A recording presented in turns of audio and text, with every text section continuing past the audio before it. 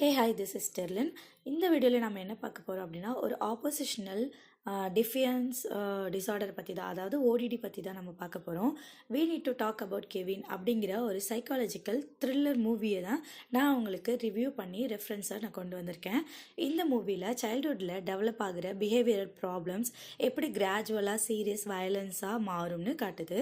Developmental psychopathology பெர்ஸ்பெக்டிவில் parent and child relationship, emotional bonding, parenting style and early behavioural science எல்லாம் ஒரு சைல்டோட பர்சனாலிட்டியை எப்படி shape பண்ணும்னு இந்த மூவியில் டீப்பாக எக்ஸ்ப்ளோர் பண்ணுறாங்க. கெவினோட சைல்ட்ஹுட்டில் காமிக்கப்படுற oppositional behaviour, emotional detachment and lack of empathy எல்லாம் லேட்டர் எக்ஸ்ட்ரீம் வயலன்ஸ்க்கு லீட் ஆகுதுன்னு இந்த மூவியில் நம்மளை யோசிக்க வைக்குது.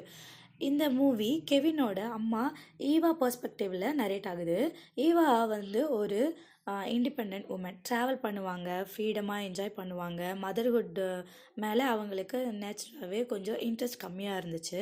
ஆனால் சர்க்கம்ஸ்டன்ஸ்னால ஈவாவுக்கு வந்து நம்ம கெவின் பிறக்கிறான்.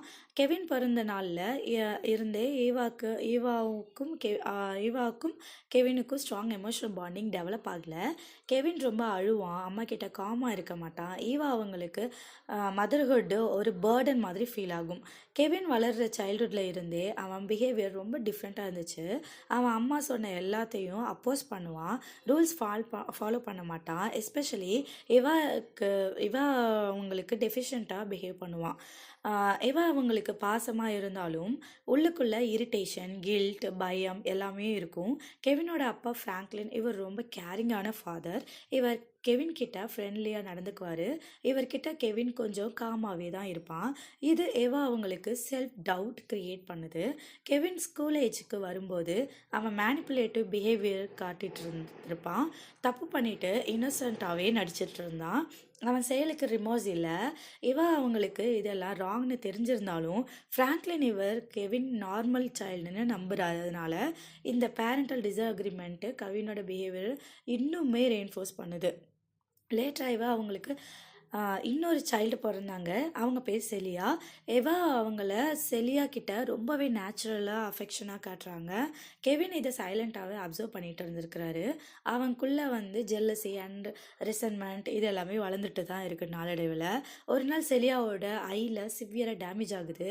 அதை கூட ஒரு ஆக்சிடென்ட்னு நம்ம கெவின் வந்து போர்ட்ரேட் பண்ணிட்டு இருந்திருப்பான்.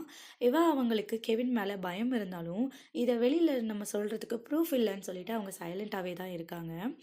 கெவின் டீனேஜ் ஸ்டேஜில் வரும்போது அவன் ரொம்ப சைலண்ட்டாக மாறுறான், பாசமாக இருப்பான். ஆனால் எமோஷ்னல் எக்ஸ்பிரஸ் பண்ண மாட்டான். உள்ளுக்குள்ளே ஆங்கர் இருந்துச்சு. அவன் வந்து ஒரு ஆர்கெரி ப்ராக்டிஸ் பண்ணுற ஒரு ஆளாக இருந்தான். அதாவது ஆர்கெரினா இந்த பவ் அண்ட் ஆரோ, அது வந்து எய்ம் பண்ணுறது இதெல்லாமே வந்து அவன் வந்து ஒரு லேர்ன் பண்ணுற ஒரு ஆளாக இருந்தான். இது சிம்பிள் அவனோட ஹாபி மட்டும் கிடையாது, அது அவனோட லாங் டேர்ம் பிளானிங்கோட பார்ட்டாக இருந்துச்சு. என்ன லாங் டேர்ம்ன்றதை உங்களுக்கு நெக்ஸ்ட் இதில் நான் சொல்கிறேன். அவங்களுக்கு அவன் மேலே ஒரு டீப் ஃபியர் இருந்துச்சு.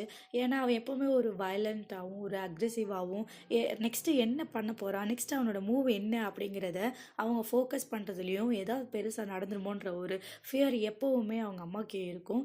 ஸோ கெவின் மேலே ஒரு கண்ணை அவங்க வச்சுட்டே தான் இருந்தாங்க.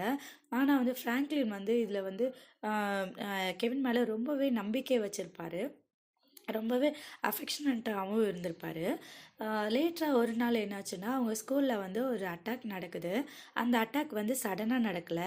இந்த அட்டாக்கை பண்ணதே வந்து நம்ம கெவின் தான். கெவின் இதை ரொம்ப நாள் முன்னாடியே பிளான் பண்ணியிருந்திருப்பான். ஆர்கரி ப்ராக்டிஸ் பண்ணான்னு நான் சொன்னேன் இல்லையா, அது மூலயமா எய்ம் பண்ணுறது, கண்ட்ரோல் பண்ணுறது, இந்த பேஷன்ஸ் எல்லாம் அவன் வந்து டெவலப் பண்ணான். ஸ்கூலில் அவனுக்கு எமோஷ்னல் அட்டாச்மெண்ட் இல்லை, ஃப்ரெண்ட்ஸ் இல்லை, பிலாங்கிங் ஃபீலிங்ஸ் எதுவுமே இல்லை. ஸ்கூலுக்கு அவன் ஒரு பவரை காமிக்கிறதுக்காக இந்த மாதிரி ஒரு அட்டாக்கை வந்து அவன் பண்ணுறான். அந்த அட்டாக்கு நடந்த நாள் கெவின் ரொம்ப நார்மலாக பிஹேவ் பண்ணான். பேனிக் இல்லை, ஃபியர் இல்லை. ஸ்டூடெண்ட்ஸ் கேதர்டாக இருந்த டைமில் அவன் அந்த பவ் அண்ட் ஆரோ யூஸ் பண்ணி அட்டாக் செய்கிறான். கன் யூஸ் பண்ணாமல் சைலண்ட் வெப்பன் யூஸ் பண்ணது அவன் கண்ட்ரோல் ஓரியன்ட் பர்சனாலிட்டியை காட்டுது. அட்டாக் அப்புறம் அவன் எஸ்கேப் பண்ண ட்ரை பண்ணலை, போலீஸ்கிட்ட செல்ஃப் சரண்டர் ஆகிடுறான். அட்டென்ஷன், பவர் அண்ட் இம்பேக்ட் வேணும்னு அவன் இதை பண்ணியிருப்பான்.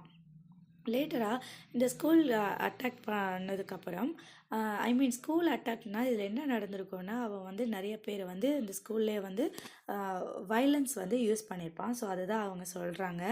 இது வந்து தெரிஞ்ச உடனே நெக்ஸ்ட்டு அங்கே வந்து ஆக்சுவலி அந்த ஸ்கூல்லையுமே அவன் வந்து மர்டர்லாம் பண்ணியிருப்பான். இதை தெரிஞ்சு அந்த ஸ்கூல் அட்டாக் அப்புறம் கெவின் வந்து அரெஸ்ட் ஆகிடுறான்.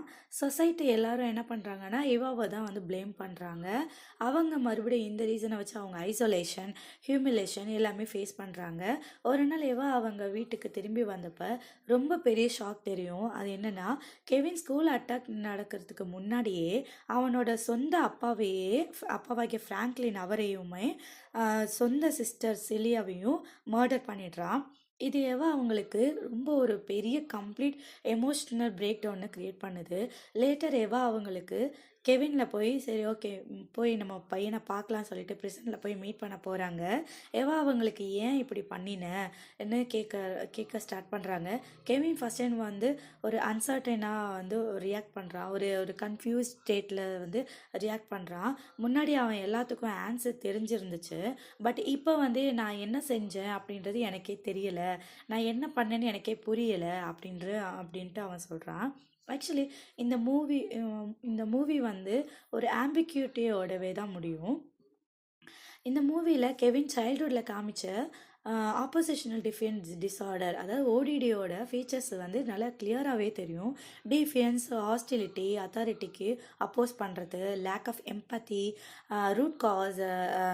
வந்து அவங்களுக்கு ஒரு இதோட ரூட் காஸ் என்னென்னா வந்து அவங்களுக்கு ஒரு மதர்ஹுட்டை வந்து எப்படி குழந்த வயிற்றில் இருக்கும்போது அவங்க வந்து ஒரு டிஸ்சாட்டிஸ்ஃபேக்ஷன் ஆகும், அதில் ஒரு இன்ட்ரெஸ்ட் காமிக்காமலும் இருந்ததுனால இது அதோட பின்விளைவு தான் அது அப்படின்ற மாதிரி நடக்குது. ஏர்லி எமோஷனல் பாண்டிங் ஃபெயிலியரு நடந்திருக்கு. அண்ட் அன்ட்ரீட்டட் பிஹேவியரல் இஷ்யூஸ் இருந்திருக்கு.